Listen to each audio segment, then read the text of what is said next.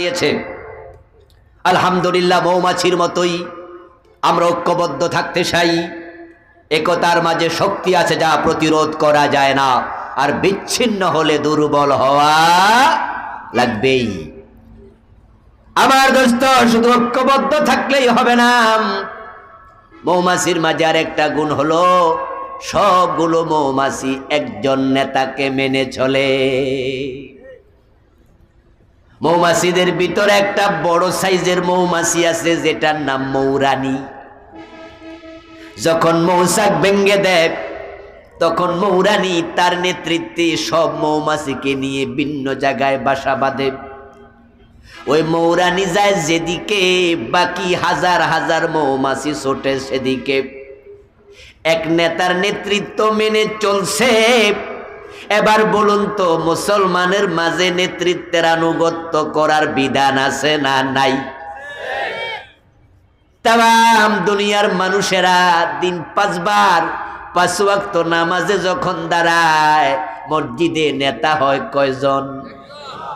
লাখ লাখ মানুষ আরাফার ময়দানে যখন নামাজ পড়ে, হজ করার জন্য আরাফার মাঠে হাজির হয়, সেখানে আমিরুল হজ থাকে কয়জন?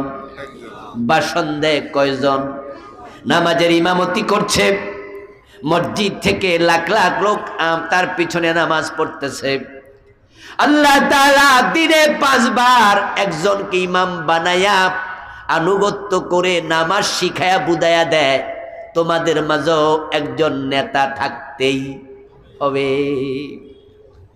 কিন্তু পরিতাপ হলো, তামাম দুনিয়ার মুসলমানের আদৌ কি কোনো নেতা আছে? আহারে, বিচ্ছিন্ন এক জাতি, বিচ্ছিন্ন এক জাতি। কাবার ইমাম বাংলাদেশে আসে, কখন যে বাংলাদেশ সফর করে আবার চলে যায়। আমরা যাওয়ার পরে পত্রিকায় দেখি ছোট্ট করে লেখা উঠছে, কাবার ইমাম বাংলাদেশে 7 দিনের রাষ্ট্রীয় সফরে এসেছিলেন। অতীতকালের শব্দ। অথচ আজ থেকে 4-5 বছর আগে খ্রিস্টানদের ধর্মীয় নেতা পোপ ষোড়শ বেনেডিক্ট বাংলাদেশে এসেছিল।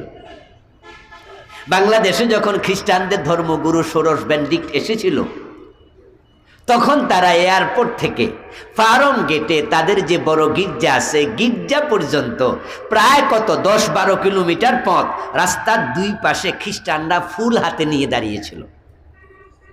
উনাকে রাষ্ট্রীয় সংবর্ধনা দিয়ে বাংলাদেশে রিসিভ করেছে। পোপ ষোড়শ বেনেডিক্ট যে অনুষ্ঠানে গেছে, ওই অনুষ্ঠানে দেশের খ্রিস্টানেরা দল মত সহ তাদের মাঝে কয়েকটা উপবিভাগ আছে, বিভাগ আছে, সবাই একসাথ হইয়া উনার প্রোগ্রামে সমবেত হয়েছে। সোহরাওয়ার্দী উদ্যানে উনি খ্রিস্টানদেরকে নিয়ে বিশাল প্রোগ্রাম করেছে। ও ভাইয়েরা, অথচ বাংলাদেশের জনশক্তির খ্রিস্টান 1% নয়। এই দেশে জনশক্তি 100-তে 1% খ্রিস্টান নাই। তারপরও তারা যদি তাদের মেহমানকে রাষ্ট্রীয় সংবর্ধনা দিতে পারে, এইভাবে সম্মানে রিসিভ করতে পারে, যেই দেশে 92% মুসলমান, কাবার ইমাম যখন এসেছে তাকে আরো 100 গুণ বেশি সংবর্ধনার প্রয়োজন ছিল কিনা? আমরা জানিও না কখন আসে কখন যায়।